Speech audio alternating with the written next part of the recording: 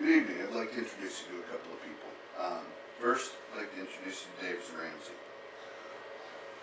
David was a nurse in the United States Army and served in Iraq in 2006. And I'd like to introduce you to Dennis Jolly. Dennis Jolly is a combat engineer, served in Iraq in 2007 to 2008, and then served in Afghanistan in 2010.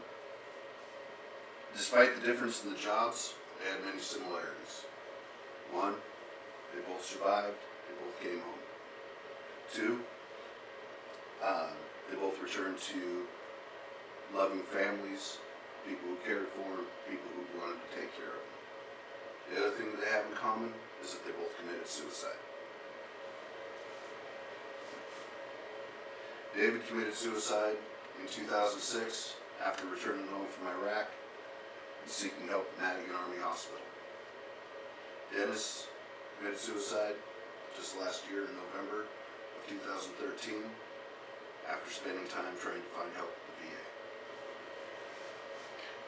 David and Dennis both represent a staggering statistic and very disheartening statistic that is very real for our veterans right now.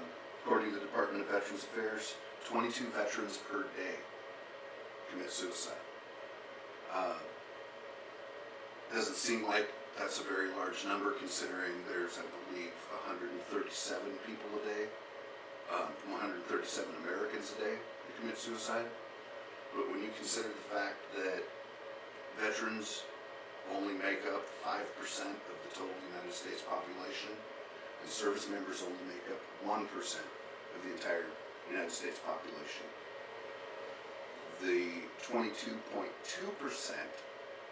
of veterans who commit suicide annually in America make up a very significant amount of people who are doing this. There's a little chart kind of gives you a general idea of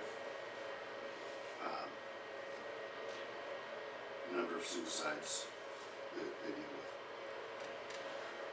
There's a common misconception that regarding the statistic that the suicides are related to the deployments, being at war for the last decade, and the stresses of combat.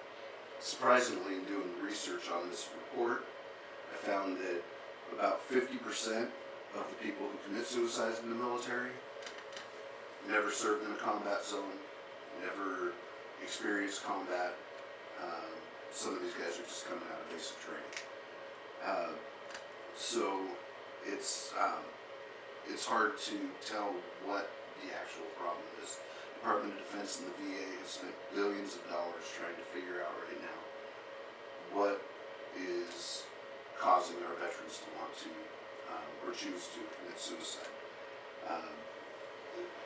Statistics on post-traumatic stress disorder, traumatic brain injury,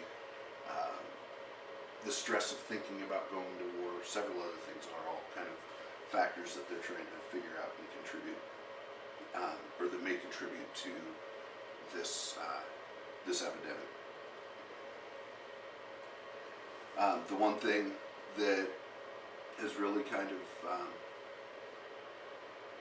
remained consistent throughout all of this and throughout all of what the Department of Defense and the VA has been doing is that the numbers are remaining consistently high. From about 2001 to date, we're looking at over 100 plus veteran suicides monthly. It's a large number of people who, after serving their country, are taking their lives. While increased awareness and training are useful tools, making the resources available only to service members and to veterans is not working out very well. Excuse me. Military has begun opening up the training that they provide to soldiers and veterans to the communities that are surrounding the military bases and where veterans live. which they're hoping will help to decrease the number of veterans. So I guess my purpose here is to encourage you guys to look into it, to find out what's going on. There's a program that's out there through Living Work called ASSIST, which is Applied Suicide Intervention Systems Training, which actually provides training on a real easy to follow kind of program on how to identify suicide, how to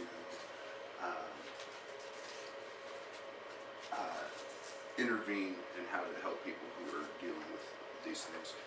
The other thing they've done is the Veteran Crisis Line, where veterans, family members, concerned citizens can actually call in and get advice on how to help these guys and get them to get into counseling and get access to the care. So like I said, what I'm asking is that people in the community go out and try to find out what these resources are. Get the training, learn how to identify this stuff. And it's not just something that is going to benefit veterans, because like I said, you know, when there's the 132 just U.S. citizens a day that are committing suicide, this is something that can benefit everybody throughout the community. So learning how to identify the risk factors, identify the problems and the things that are going on is going to serve more than just the veterans. It's going to be something that will help serve the entire community. You don't want to wait until you've lost somebody to learn what you could have done to help them. Learn what you can do to help them so that you don't lose somebody and you're keeping your friends alive.